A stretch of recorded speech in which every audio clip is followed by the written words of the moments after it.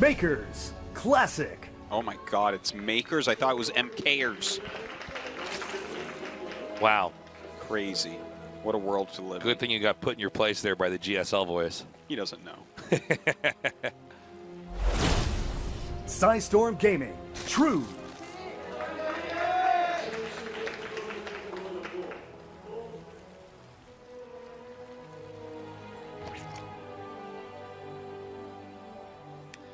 So, now we wait to see what True has up his sleeves, because Classic, like, you can study the hell out of him. He's shown so many builds in this matchup recently. He eliminated both Rogue and Dark, you know, in the previous season of GSL, in the round of 8, in the round of 4, right? Yeah. Yeah. And yeah, so I mean, there's a lot that you can look at and kind of study, but he brought so many different builds and great execution and played really well. I think there was a little bit of choking going on by the Zergs as well, to be honest, but I mean, Classic is in tip-top form. Thing is, I feel like as True here, you're probably going to go aggressive. He's generally very aggressive. So, you know, even though there's all these games to study from Classic, you're not going to... True's not going to play a reactive Zerg is what I'm trying to say, okay? Because Dark and Rogue already died to him. True's reactive play is not going to beat Classic. Well, let's go back to, I think the biggest success we saw True have that we were at was in Montreal a couple of years back, where he murdered his way through the entire tournament. And it was really off of just these incredibly aggressive plays and excellent Ling and Baneling movement and just kind of getting the other guy out of position and basically shutting them down before they're ever really able to start up what their plan was. And I would expect to see the same thing from True here this time around. The thing about Classic is historically he was great at PvP and PvT, and he would struggle in PvZ. So a lot of times the distance he would make into a tournament would be dependent on how few or how many Zergs he had to face. But I feel like the way he's been able to play now, he's basically become the most well-rounded top-tier Protoss we have. Yeah. He does not struggle in PvZ. It's impossible to deny. That's what it's been. Well, he's opening up with a Stargate here.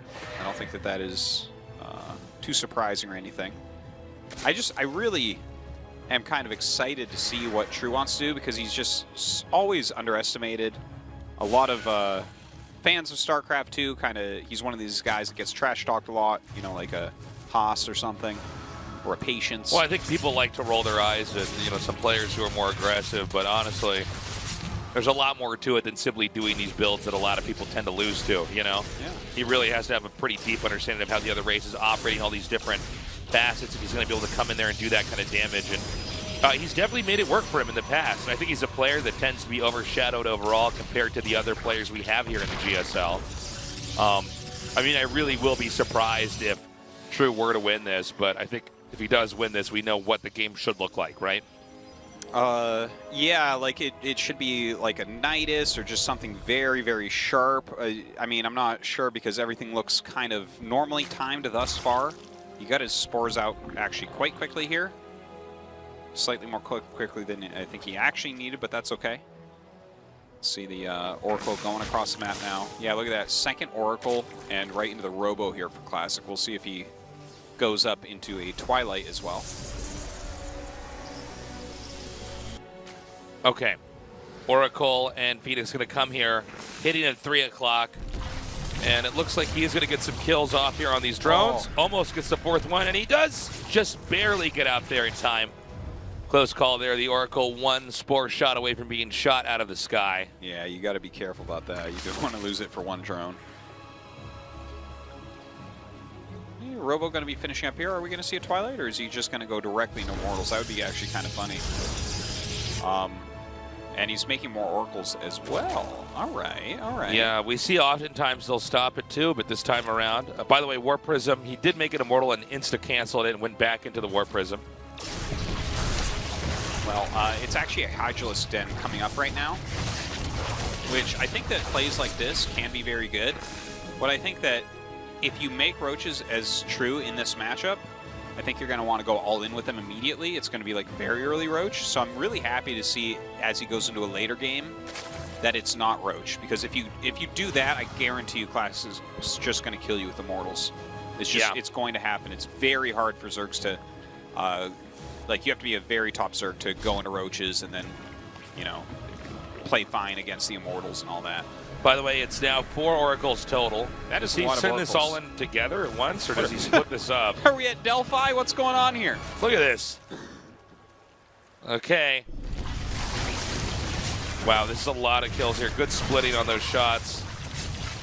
Already 12 workers killed, and not a single Oracle has actually been shot out of the sky yet. Even the Phoenix gets away. Well, oh, no, wait, one did. One was killed still, though. So much damage done over there. Yeah. Look at that, 17, 18 drone kills right now because he is hitting with these Adepts as well. He's making Immortals and Sentries behind. Looks pretty good to me. Kind of an awkward thing to watch there. So the Queen is taken out. He can then take the rest of these Adepts out when the threat gets too high, probably when these other Hydras come down, which they do. So he drives that away. There's a 4th base being taken in the upper right here for the Zerg. Look how much damage he's done. 30 drones dead.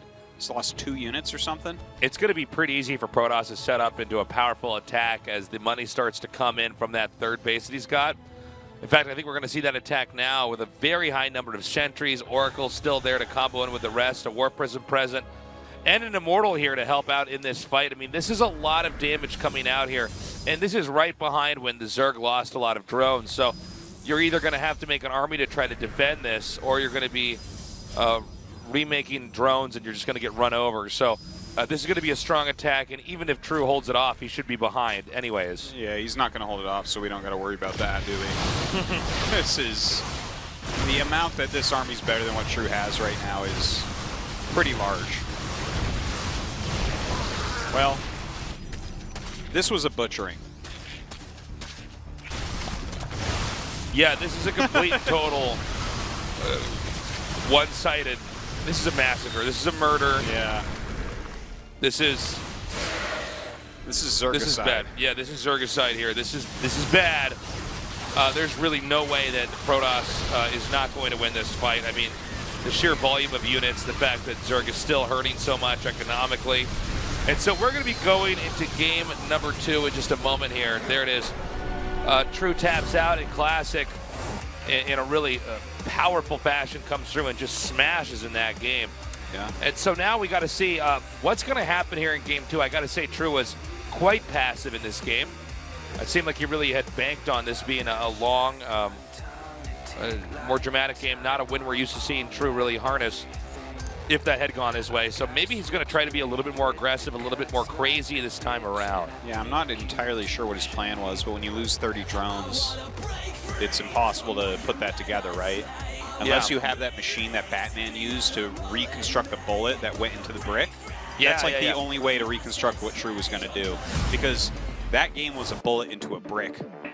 Everything he was trying was shattered and like a roach hornet up. I'm like, I don't even know what this was at one point. It's like an asteroid hit another planet, and we know that there was biological life there, but we know nothing about who their 3rd president was. Cyber Forest is going to be the map here for game number 2, and that is just now loaded us. So let's continue this best of 3 here in Group C of the GSL Classic versus True.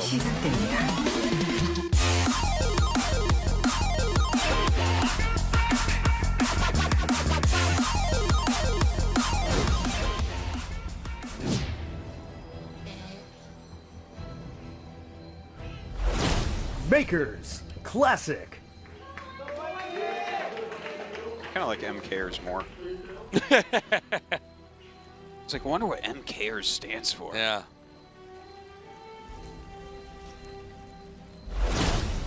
Storm Gaming. True.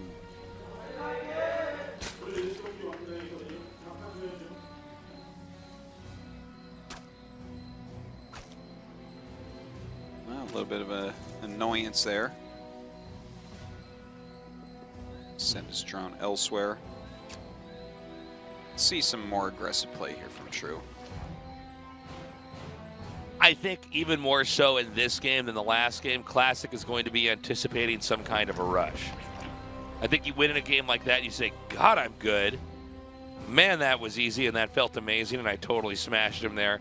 There's no way this guy wants to try to get into another game that could allow me to do that again. Because Classic clearly knew exactly step by step how to set up to get a huge, crazy lead and just come through with a push. I mean, those oracles zapping down the drones. I don't know.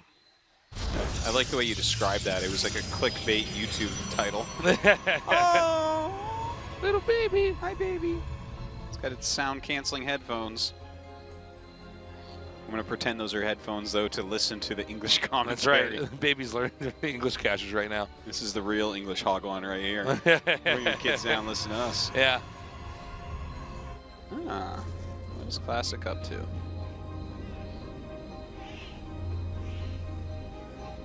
Well, there's a pylon hidden down here in the bottom left.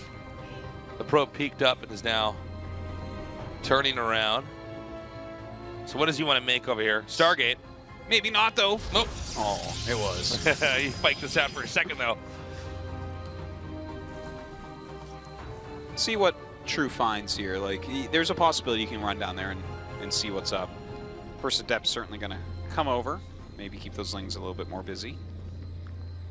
Oh. Yeah, it's veering in such a way I don't think it's going to quite see it.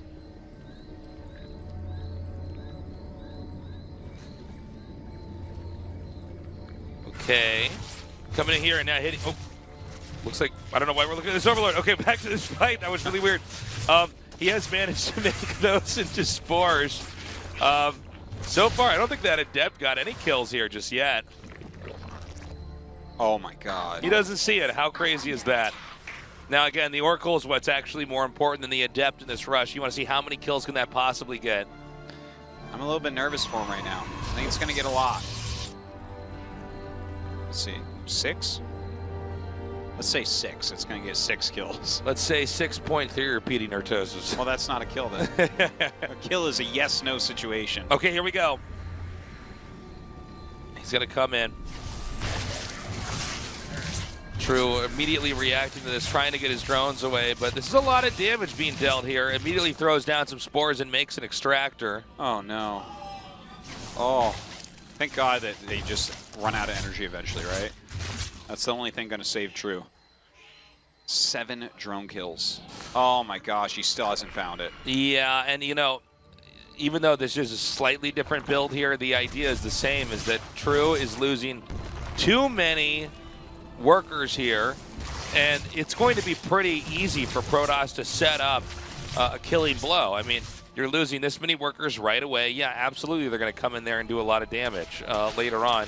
I don't know how True's going to be ready. I mean, the whole idea is that because Zerg, you know, all their units, except for, you know, the Queens, come from the same source, the Larva. So if you're making them remake that many drones, they just can't have an attacking army at the same time. And Zerg can only rely on static defense so much. So, I mean, again, this is one of the most core, straightforward ways to beat a Zerg, but it seems like it might be happening a second time around here. Get in there, harass, take out workers, and as they're attempting to play catch-up here, your attack should be so strong you can come in there with a closer. Well, it looks like he's going mass glaives after this, right? So, minimum, he's going to get a ton more drones. Okay, here we go.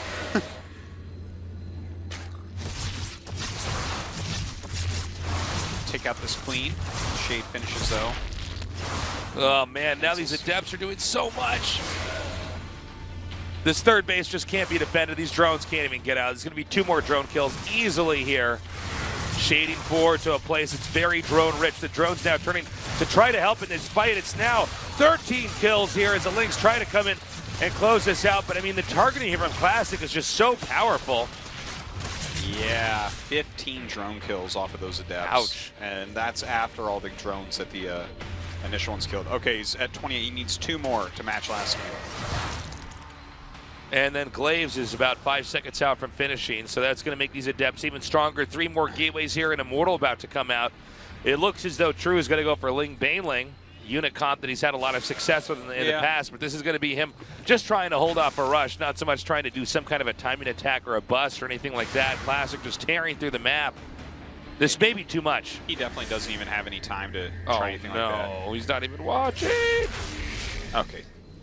The 2 of them get frozen he saw there, but almost at the last second.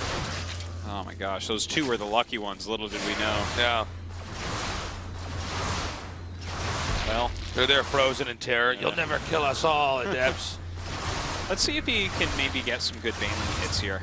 Trying to figure out what you do for a victory from here. I feel like you get amazing Baneling hits on Adepts, and then you do a counter real quick, because Classic is sitting on 2 bases. You know, he is really putting a lot into the Adepts, so they do have to do something, like kill a hatchery and all of your drones. Wow, great recall here. Looks like one Adept is going to be left stray, but a good amount actually get back here. And look, again, this is just mounting more and more and more. I think it's going to be... Okay, this is the same game again, Artosis. This is... Very similar. Yeah. Except even more rough this time. Is this where we find out that we're stuck in the same cast over and over for eternity? We just have to figure out how to make this cast the best possible cast we can. Well, in this futuristic version of Groundhog's Day. Or GSL I'm going to stay in this cast forever then. Yeah. Imagine we have to stay here until somehow True comes back from this point. Like, oh, no, no, no, no, no! Because this is looking so incredibly impossible right now. He's got a bunch of Lings over there, but his production is not even that high. There's so many force fields. This just makes it really difficult to get those Baneling connections. Yeah. This Here we micro, go. though, could help. Yeah. Gosh. Yeah, there's no way that anything melee damage is going to touch him anytime soon. This hatchery is going to be blown up in just a second. There it is. GG. A 2-0